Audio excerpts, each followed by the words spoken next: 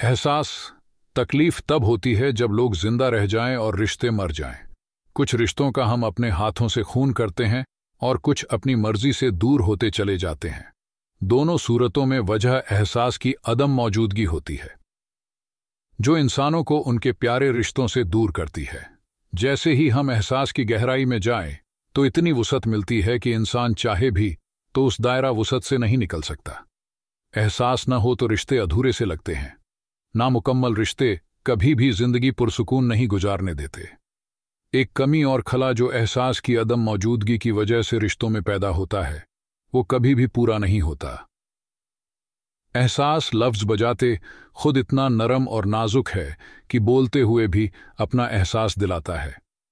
जब लफ्ज इतना अच्छा हो तो फिर ये जज्बा और इसकी कैफियत कितनी पुरकैफ और हसास होगी।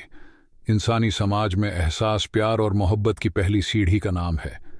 ये न हो तो इंसान में कुर्बानी व ईसार का जज्बा भी पैदा नहीं हो सकता।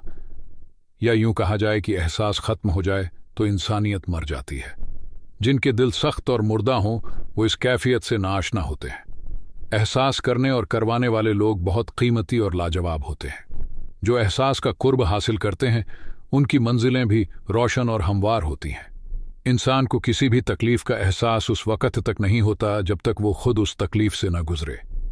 हमारे समाज से एहसास का खात्मा हो चुका है। एहसास किसी रिश्ते में हो तो रिश्ते मजबूत होते हैं और एहसास ना हो तो रिश्ते टूट जाते हैं। एहसास ही है जो रिश्तों को जोड़े रखता है और एहसास के खात्मे के साथ ही तमाम रिश्ते और ताल्लुकात भी खत्म हो जाते हैं। ये बात दुरुस्त है कि एहसास न हो तो तमाम रिश्ते अधूरे से लगते हैं। एहसास की अदम मौजूदगी की वजह से रिश्तों में जो खला पैदा होता है वो कभी भी पूरा नहीं हो पाता। किसी ने खूब कहा है कि रिश्ते दरख्तों की मानिंद होते हैं। बाज औकात हम अपनी ज़रूरतों की खातिर उन्हें काट देते हैं और खुद को घने साए से महरूम कर देते हैं।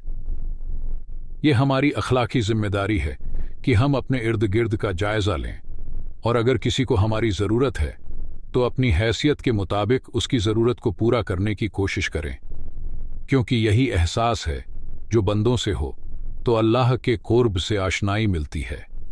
रिश्तों की हिफाजत करें, चाहे रिश्ते खून के हों, एहसास के हों या फिर दोस्ती के। इनकी हिफाजत करें क्योंकि तमाम रिश्ते अनमोल होते हैं। जब आपको अपने अंदर की आवाज़ सुनने की तौफीक मिलेगी तो फिर ही शुक्र अदा करने का हक अदा होगा और सुकून की दौलत मिलेगी।